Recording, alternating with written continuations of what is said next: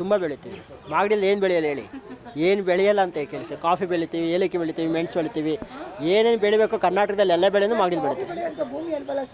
ಬನ್ನಿ ಮೇಡಮ್ ನಮ್ಮ ತೋಟಕ್ಕೆ, ನಾನು ಬೇಕಾದ್ರೆ ತೋರಿಸ್ತೀನಿ. ಕಾಫಿ ಬೆಳಿತೀವಿ, ಕಾರ್ಡಮಮ್ ಬೆಳಿತೀವಿ, ಮೆಣಸು ಬೆಳಿತೀವಿ, ಏನು ಸ್ಪೈಸಿ ಐಟಮ್ ಏನಿದೆ ಎಲ್ಲನೂ ಬೆಳೆದೀವಿ ನಮ್ಮ ತೋಟದಲ್ಲಿ.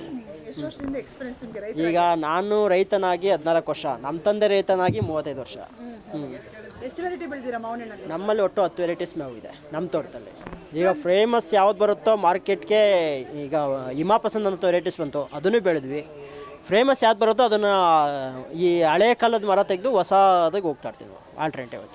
ಎಲ್ಲಿ ಇದಕ್ಕೆ ಹೋಗ್ತೀರಾ, ಇದು ತೋಟಗಾರಿಕೆ ಇಲಾಖೆಗೆ ಹೋಗಿ ತಗೊಂಡ್ಬರ್ತೀರಾ ಅಥವಾ ನೀವೇ ಕಸಿ ಮಾಡ್ತೀರಾ? ಇಲ್ಲ, ನಾವು ತೋಟಗಾರಿಕೆ ಇಲಾಖೆಯಿಂದ ಪ್ರೈವೇಟ್ ನರ್ಸರಿಗಳಲ್ಲಿ ನಾವು ಆದ್ಯತೆ ಕೊಡ್ತೀವಿ. ಗೌರ್ಮೆಂಟ್ ನರ್ಸರಿಗಿಂತ ಪ್ರೈವೇಟ್ ನರ್ಸರಿ ಆದ್ಯತೆ ಕೊಡ್ತೀವಿ ಜಾಸ್ತಿ. ಯಾವ್ದಾದ್ರು ಹೊಸ ತಳಿ ಬಂತು ಅಂದ್ರೆ ಬೇಗ ಕ್ಯಾಚ್ ಮಾಡ್ಕೋತೀರಾ ನೀವು? ಬೇಗ ಕ್ಯಾಚ್ ಮಾಡ್ತೀವಿ. ಮತ್ತು ಈಗ ಇಂಟರ್ನ್ಯಾಷನಲ್ ವೆರೈಟಿ 12 ಥರ ವೆರೈಟೀಸ್ ಬೆಳೆದಿದ್ವಿ. ಮಿಯಾಜಾಕಿ ಮತ್ತು banana mango, red wicket, Austin ಅಂತ ಒಟ್ಟು 12 ಥರ ಮ್ಯಾಂಗೋನ್ ಬೆಳೆದಿದ್ದೀವಿ ನಮ್ಮ ತೋಟದಲ್ಲಿ.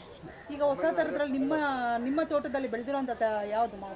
ಇಲ್ಲಿ ಯಾವುದೂ ಇಲ್ಲ ಮೇಡಮ್, ಈ ಮೇಳದಲ್ಲಿ ಯಾವುದೂ ಇಲ್ಲ. ಅದು ಮೇಳದಲ್ಲೆಲ್ಲ ಅದು ಮಾರಕ್ಕಲ್ಲ, ತುಂಬ ಕಾಸ್ಟ್ಲಿ ಹಣ್ಣು. ಮಿಯಾಜಾಕಿ ಅಂದ್ರೆ ಒಂದಣ್ಣು ಬಂದು 1,200 ರೂಪಾಯಿ ಒಂದಣ್ಣಿದೆ ಅದು. ಸರ್, ಕಸ್ಟಮರ್ ಈಗಷ್ಟೇ ಮಾತಾಡ್ಸ್ಕೊಂಬಂದೆ, ಮೇಡಮ್ ನಾವು ಮೇಳಕ್ಕೆ ಬರೋದೇ ನಾವು ಎಷ್ಟು ಕೊಟ್ಟಾರು ತಗೋತೀವಿ ಅಂತ ಬರ್ತೀವಿ ಅಂತ ಕೇಳ್ತಾರೆ. ಬಟ್ ಆದರೆ ಅದು ಮೇಳಕ್ಕೆ ಬರೋಷ್ಟು ಇರೋಲ್ವಲ್ಲ ನಮ್ಮ ಹತ್ರ, ಅದಿರೋದೇ ಕಮ್ಮಿ. ಅದು ಆನ್ಲೈನಲ್ಲೇ ಹೊರಟೋಗುತ್ತೆ, ಹೋಮ್ ಡೆಲಿವರಿ ಕೊಟ್ಟೋಗುತ್ತೆ. ಎಷ್ಟು ಮಿಯಾಜಾಕಿ ಅದು ಫೇಮಸ್ ಹಣ್ಣು. 1,200 ರೂಪಾಯಿ ಇದೆ ಇವತ್ತು ಒಂದಣ್ಣು. ಅದೇ ಬೇರೆ ಕಡೆಯಲ್ಲ 2 ಲಕ್ಷ 3 ಲಕ್ಷ ಅಂತಾರೆ, ನಮ್ಮಲ್ಲೆಲ್ಲ 1,000 ರೂಪಾಯಿ ಅಷ್ಟೇ ಮೇಡಮ್. ಅದು ವರ್ಷಕ್ಕೊಂದು ಕಟಾವು ಮಾಡ್ತೀರಾ? ವರ್ಷಕ್ಕೊಂದೇ. ಮಾಮೂಲಿ ಈ ಮ್ಯಾಂಗೋ ಬರುತ್ತೆ ಅದು ಹಂಗೆ ಬರುತ್ತೆ. ಆದರೆ ಇಳುವರಿ ಕಮ್ಮಿ, ಬಟ್ ತುಂಬ ಕಾಸ್ಟ್ಲಿ ಹಣ್ಣು ಅದು. ನೆಕ್ಸ್ಟ್ ವರ್ಷಕ್ಕೆ ಬಂದ್ಬಿಡುತ್ತೆ ಹೋಗ್ಲಿ. ಬಂದರೂ ಇಲ್ಲಿ ಬರಲ್ಲ ಮೇಡಮ್, ಅದು ನಮ್ದೆಲ್ಲ ಹೋಮ್ ಡೆಲಿವರಿ ಹೊರಟೋಗ್ಬಿಡುತ್ತೆ.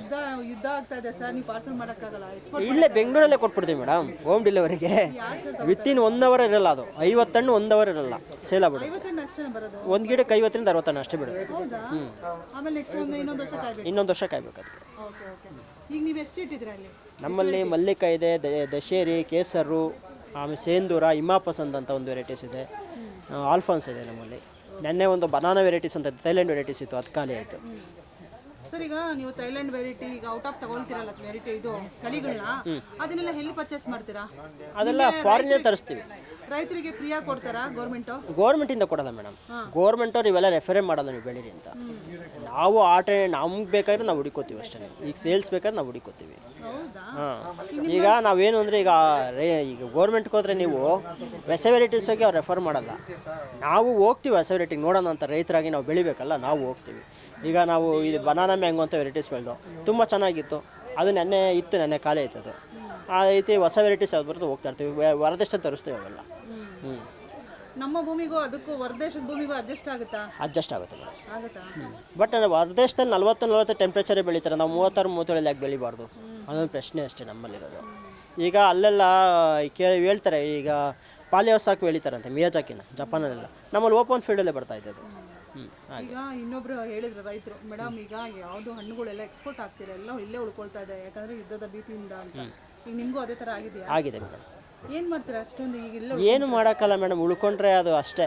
ಏನಾಗುತ್ತೋ ಅದು ವ್ಯಾಪಾರ ಮಾಡೋಕ್ಕೂ ಮಿಕ್ಕಿದ್ದು ಆಚೆ ಸುರಿದು ಹೋಗ್ಬೇಕು ಅಷ್ಟೇ. ಅದೇ ಬದಲು ಕಸ್ಟಮರ್ ಕಮ್ಮಿ ಕೊಟ್ಬಿಡಿ. ಕಮ್ಮಿನೇ ಕೊಡ್ತಾ ಇದೀವಲ್ಲ, 100 ರೂಪಾಯಿ ಬಾದಾಮಿ ಬೇಕು. ಇದಕ್ಕಿಂತ ಕಮ್ಮಿ ಕೊಟ್ಟರೆ ನಮಗೆ ಲಾಸ್ ಆಗುತ್ತಲ್ಲ. ರೇಟ್ ಎಷ್ಟಿದೆ? ಆ್ಯಕ್ಚುಲಿ ಹೊರಗಡೆ ಎಲ್ಲ 150-160 ರೂಪಾಯಿ ಮಾಡ್ತಾ ಇದ್ದಾರೆ, ನಾವು 100 ರೂಪಾಯಿ ಮಾಡ್ತಾ ಇದ್ದೀವಿ ಬಾದಾಮಿನ. ಕಸ್ಟಮರ್ಸ್ ಎಲ್ಲ ನಿಮ್ಮ ಬಗ್ಗೆ, ರೈತರ ಬಗ್ಗೆ ಎಷ್ಟು ಒಳ್ಳೆ ಒಪಿನಿಯನ್ ಹೇಳ್ತಾರೆ ಗೊತ್ತಾ? ನೇರ ಮಾರಾಟ ಮೇಡಮ್, ಅವ್ರಿಗೆ ಕೊಡ್ಬೇಕು ನಾವು ಅಂತಾರೆ ಮೇಡಮ್. ನೇರ ಮಾರಾಟ ಮಾಡೋದಕ್ಕೆ ಒಂದು ಬೆನಿಫಿಟ್ ಏನು ಗೊತ್ತಾ, ಇಲ್ಲಿ ಕೂತ್ಕೊಂಡು ಸ್ಯಾಟರ್ಡೆ ಸಂಡೇ ನಡೀತು. ಇವತ್ತು ಸ್ವಲ್ಪ ಕಸ್ಟಮರ್ ಕಮ್ಮಿ. ನೆಕ್ಸ್ಟ್ ಸ್ಯಾಟರ್ಡೆ ಸಂಡೇವರೆಗೂ ಯಾರೂ ಬರೋಲ್ಲ ಫಾರ್ಮರ್ಸ್. ಇರೋದೊಂದು 12 ಅಂಗಡಿ ಇದ್ದೀವಿ, ಅವ್ರು ಸೇಲ್ ಮಾಡ್ತೀವಿ ನಾವು. ನೀವು ಸ್ಟಾಲ್ಗೆ ಏನಾದರೂ ದುಡ್ಡು ಕೊಡ್ತೀರಾ? ಇಲ್ಲ ಮೇಡಮ್, ಗೌರ್ಮೆಂಟಿಂದ ಫ್ರೀ ಇದೆ, ಎಲ್ಲ ಗೌರ್ಮೆಂಟಿಂದ ಫ್ರೀ ಇದೆ. ಮ್ಯಾಂಗೋ ಬೋರ್ಡ್ ಮತ್ತು ತೋಟಗಾರಿಕೆ ಇಲಾಖೆ ಕಡೆಯಿಂದ ಫ್ರೀ ಇದೆ ಸ್ಟಾಲ್ಗೆ. ಅವರಿಂದ ಏನೇನು ಅನುಕೂಲ ಇದೆ ಸರ್ ನಿಮಗೆ? ಅದೇ ಈ ರೀತಿ ಮಾರ್ಕೆಟಿಂಗ್ ಮಾಡಿಕೊಡೋ ವ್ಯವಸ್ಥೆ ಮಾಡಿಕೊಡ್ತಾರೆ ಅಷ್ಟೇ. ಮಾರ್ಕೆಟಿಂಗ್ ವ್ಯವಸ್ಥೆ ಹೇಳ್ಕೊಡ್ತಾರೆ, ಈ ರೀತಿ ಮಾಡಿ ಅಂತ ನಮಗೆ. ರೈತರಿಗೆ ಬೇರೆ ಥರ ಯಾವುದೇ ಥರ ಅನುಕೂಲ ಇಲ್ಲ ಮೇಡಮ್, ನಾವೇನು ಬೆನಿಫಿಟ್ ಕೇಳಲ್ಲ. ನಮಗೇನು ಗೊತ್ತಾ, ಮಾರ್ಕೆಟಿಂಗ್ ವ್ಯವಸ್ಥೆ ಮಾಡಿಕೊಡಿ, ನೀವೇನು ಮಾಡೋದು ಬೇಡ. ಬೆಳೆದಿರೋದಕ್ಕೆ ಮಾರ್ಕೆಟಿಂಗ್ ವ್ಯವಸ್ಥೆ ಮಾಡಿಕೊಡಿ ಅಷ್ಟೇ ನಾವು ಕೇಳೋದು ಗೌರ್ಮೆಂಟ್. ನಾವು ಎಲ್ಲಿ ಮಾರೋದಕ್ಕೂ ಒಂದು ಪರ್ಮಿಷನ್ ಕೊಡಿ. ನೀವೇನು ನಮಗೇನು ಸಹಾಯಧನ ಕೊಡಿ, ಅದು ಕೊಡಿ ಇದು ಕೊಡಿ ಅಂತ ಕೇಳಲ್ಲ. ನಾವು ಎಲ್ಲನ ಮಾರಾಟಕ್ಕೆ ಒಂದು ಪರ್ಮಿಷನ್ ಕೊಡಿ ನಮ್ಗೆ ಅಷ್ಟೇ. ನಾವು ಗಾಡಿ ನಿಲ್ಸ್ಕೊಂಡು ಮಾಡ್ತೀವಿ ಫುಟ್ಪಾತ್ ಮೇಲೆ. ಬೆಂಗಳೂರಲ್ಲಿ ಬೇಕಾದ್ರೆ ಫುಟ್ಪಾತ್ ಮೇಲೆ ಗಾಡಿ ನಿಲ್ಸ್ಕೊಂಡು ಮಾರೋ ಧೈರ್ಯ ನಮ್ಗೆ ನಮ್ಗೆ ಅದಕ್ಕೊಂದು ಲೆಟ್ರ್ ಕೊಡಿ ಗೌರ್ಮೆಂಟಿಂದ, ಸಾಕು, ನಾವು ಮಾಡ್ತೀವಿ. ಇಲ್ಲ, ಫುಟ್ಪಾತ್ ಮೇಲೆ ಮಾರಿದ್ರೆ ಬೇಗ ಸೇಲ್ ಆಗುತ್ತೆ. ನೀವೀಗ ಇಲ್ಲಂತಾನೆ ಒಂದು ಪಾಪ ಇದೇ ಪ್ಲೇಸ್ ಅಂತ ಮಾರಬೇಕಾದ್ರೆ ತುಂಬ ಕಷ್ಟ ಆಗುತ್ತೆ ಅನ್ಸಲ್ವಾ? ಇಲ್ಲಿ ನಿಂತ್ಕೊಂಡು ಮಾರಬೇಕಲ್ಲ ನಾವು. ಈಗ ಏನಾಗುತ್ತೆ, ನಾವೆಲ್ಲೋ ಗಾಡಿ ತಗೊಂಡು ಹೋಗ್ತೀವಿ, ನಮ್ಮ ಸ್ವಂತ ಗಾಡಿ ಇರುತ್ತೆ, ಒಂದು ಏರಿಯಾ ನಿಲ್ಸ್ಕೋತೀವಿ, ಅಲ್ಲಿ ಖಾಲಿ ಆಗಲಿ ಇನ್ನೊಂದು ಏರಿಯಾ ಹೋಗ್ತೀವಿ. ಆ ಥರ ಒಂದು ಲೆಟ್ರ್ ಕೊಡಿ ನಮಗೆ, ಸಾಕು. ಯಾವುದೋ ಒಂದು ಕಿರಿಕಿರಿ ಇರಬಾರ್ದು, ಅಧಿಕಾರಿಗಳನ್ನ ಪೊಲೀಸ್ ಡಿಪಾರ್ಟ್ ಕಿರಿಕಿರಿ ಇರಬಾರ್ದು. ಈ ಥರ ಒಂದು ಲೆಟ್ರ್ ಇದೆಯಪ್ಪ, ಆ ಗಾಡಿ ಎಲ್ಲಿ ಬೇಕಾದ್ರೆ ಇನ್ಕಮ್ ಒಂದು ಪರ್ಮಿಷನ್ ಇದೆ. ಅದನ್ನು ಕೇಳ್ತೀವಿ ಅಷ್ಟೇ. ನಾವು ಮಾರ್ಕೆಟಿಂಗ್ ಮಾಡೋಕ್ಕೊಂದು ದಾರಿ ಮಾಡಿಕೊಡಿ, ನಾವು ಮಾರಾಟ ಮಾಡ್ಕೋತೀವಿ. ನೀವೇನು ನಮಗೆ ಕೊಡೋದು ಬೇಡ. ಮಾವು ಬೆಳೆಗಾರರಾಗಲಿ ಯಾವ ರೈತರಿಗೂ ಏನೂ ಕೊಡೋದು ಬೇಡ. ನಾವು ಬೆಳೆ ಹೇಗಿದೆ ಸರ್ ಈ ಸರಿ ಕಮ್ಮಿ ಮೇಡಮ್, 40% ಇದೆ ಅಷ್ಟೇ. 60% ಬೆಳೆ ಹೋಯ್ತು ಈ ವರ್ಷ, ಬಿಸಿಲು ಕಾರಣದಿಂದ, ಹೆವಿ ಬಿಸಿಲು.